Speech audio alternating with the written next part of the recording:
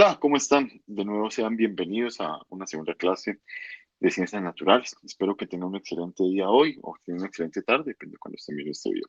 Bueno, como habíamos hablado la clase pasada, el origen del universo y el origen de la vida en la Tierra tiene mucha discusión. Actualmente existen muchas teorías. Pues el día de hoy vamos a hablar de cómo es que se originan dos células muy importantes para la historia de la vida, que son las células procariotas y las células eucariotas.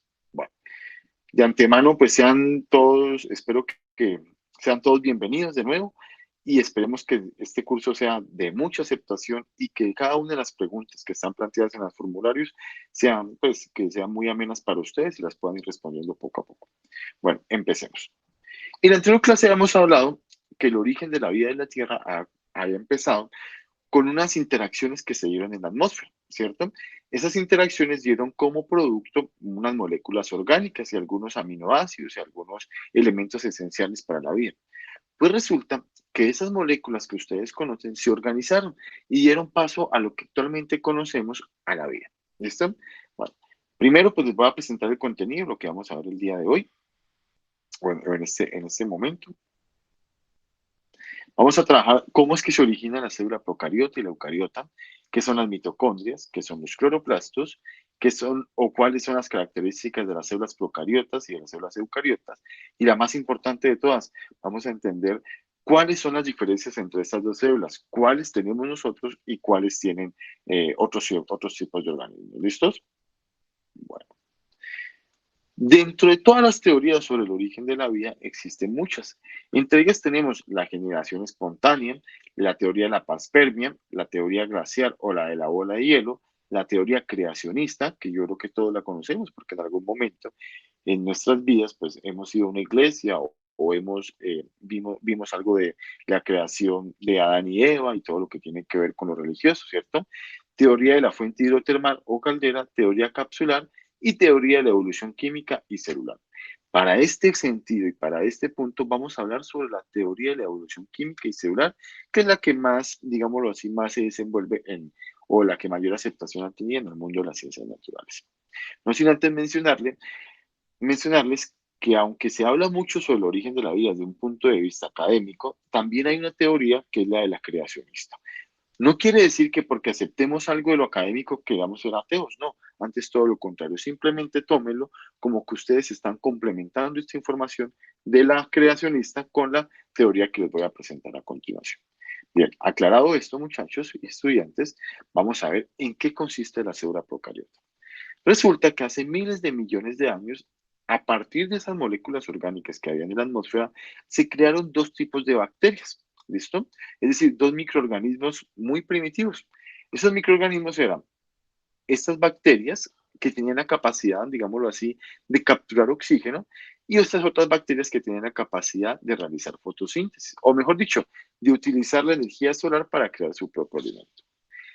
Resulta que estas bacterias tienen unas características muy importantes. Por ejemplo, ellas tenían el ADN, o sea, la información genética de estas células o de estas bacterias estaba disperso en todo su cuerpo. ¿Listo? Ellas tenían una membrana celular y una pared celular, ¿cierto? Así como lo estoy describiendo aquí. Miren la pared celular. ¿Listo? Tenían ribosomas. ¿Qué son los ribosomas?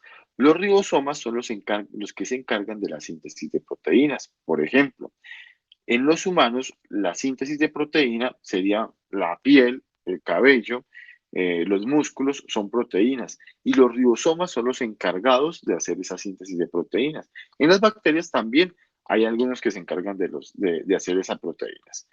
Y estas células procariotas también se caracterizaban por tener unos flagelos, o se caracterizan porque ellas actualmente existen. ¿Qué fue lo que pasó? Que estas dos bacterias muy primitivas tenían dos funciones específicas, digamos, que abundaban en esa primitiva o en esos primeros momentos. Sin embargo, ocurrió lo impensable, o mejor dicho, ocurrió algo que no se esperaba. Y es que apareció, digámoslo así, una célula mucho más grande, perdón, una célula mucho más grande que fue capaz de capturar tanto estas bacterias que hacían oxígeno o que obtenían el oxígeno, como estas bacterias que podían hacer fotosíntesis, es decir, las incorporó, las asimiló de esta manera. ¿Listo? Resulta que cuando esta célula captura estos dos tipos de bacterias, hacen como una asociación. Me explico. Por ejemplo, les dicen, usted se encarga de capturar el oxígeno y yo me encargo de hacer la fotosíntesis. Y así es como se empieza a crear el primer organismo ya más a un nivel más complejo. Paso a esto, aparece algo que se llama el núcleo. ¿Y qué es el núcleo? El núcleo va a ser el contenedor de la información genética, es decir, va a contener toda la información genética de esa célula como tal.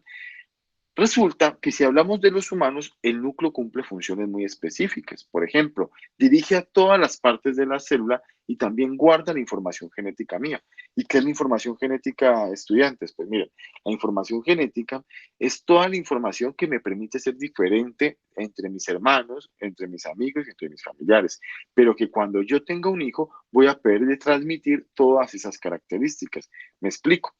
Por ejemplo, que yo tenga que yo sea gordo o sea alto y que se lo pueda transmitir a mis hijos, pues esas características las van a heredar gracias a la información genética que va a estar contenido en ese núcleo que ustedes están viendo allí, o no sé dónde les aparezca en el momento de la edición.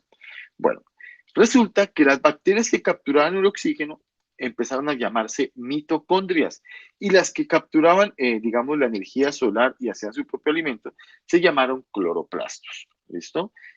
Y posteriormente, este puntico en el centro que tenía toda la información genética pasó a llamarse núcleo. Y este fue el origen de la célula eucariota. Es decir, a partir de bacterias que se asociaron y que son considerados como procariotas, se le dio paso a la célula eucariota. ¿Y cuáles son las características de la célula eucariota? Pues ya lo vamos a ver.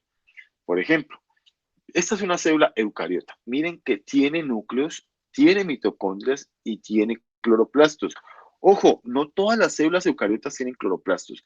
Eso simplemente va a ser de las células de la característico de las plantas, que ya más adelante vamos a ver. Pero por ahora es muy importante que ustedes sepan que una célula eucariota se diferencia de una célula procariota es que la eucariota tiene mitocondrias, cloroplastos y núcleos. Y ustedes dirán, uy, no, profe, pero eso está quedando como muy en el aire, ¿cierto? Pues vamos a verlo en un cuadrito comparativo. Comparemos célula procariota y célula eucariota. Listo, vamos a ver las dos cómo funcionan. Ya saben, la célula procariota es más primitiva y es producto y es típica solamente de las bacterias.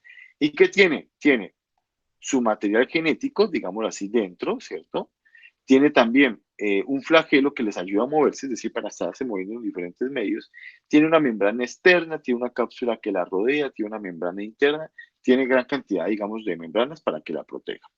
Mientras que una célula eucariota, que es de lo que estamos formados ustedes, yo y todos los organismos más desarrollados, van a tener diferentes partes. Por ejemplo, que núcleo, que mitocondrias, ya saben que las mitocondrias se encargan de observar el oxígeno y ya saben de dónde vienen, que cloroplastos, que se encargan de hacer, digamos, de capturar energía solar para hacer su propio alimento, y empiezan a aparecer otra serie de organelas, por ejemplo, tenemos lisosoma, citoplasma, aparato de Golgi, que ya más adelante vamos a ver en qué consiste cada una de estas funciones. Pero lo que sí quiero que sepan y que me aprendan a diferenciar es que la eucariota con respecto a la procariota es que la eucariota tiene núcleo, tiene mitocondrias, tiene cloroplastos, mientras que la procariota no tiene núcleo y solamente se da en las bacterias. ¿Listo? Vamos a verlo con este cuadrito comparativo que les traje también ahí. Recuerden que estas diapositivas las van a poder encontrar también en las guías. Las procariotas no tienen núcleo, miden menos de 10 micrómetros. Micrómetros es una cosa de nada, es algo muy insignificante. No poseen organelos, o sea, no poseen ni mitocondrias, ni cloroplastos, nada de eso. No tienen citoesqueleto. Siempre son unicelulares y pertenecen al reino de las bacterias. Solamente las bacterias van a estar ahí. Mientras que las eucariotas, que son las que tenemos nosotros, tienen más de 10 micrómetros, sí poseen organelos, sí poseen, digámoslo así, estructuras definidas. Las hay de una célula y las hay de muchas células y está típico o está organizado en los reinos de los animales, de las plantas, de los hongos, inclusive de algunas algas y protozoos. Y finalmente, una de las más importantes, tienen diferentes formas de reproducción que también más adelante vamos a ver. ¿Listo? Entonces, por favor, estudiantes, ya saben cuál es la diferencia entre procariota y eucariota. Procariota, ya saben, no tiene núcleo, no tiene mitocondrias, no tiene cloroplastos y es típica de las bacterias. Eucariotas tiene núcleo, tiene mitocondrias, tienen cloroplastos, perdón, y hace parte de toda una cantidad de reinos. Reino animal, reino de las plantas, el reino de los hongos y algunos protistas. Bueno, a continuación van a observar un cuestionario que también les tengo, es muy facilito, pero les doy unos tips.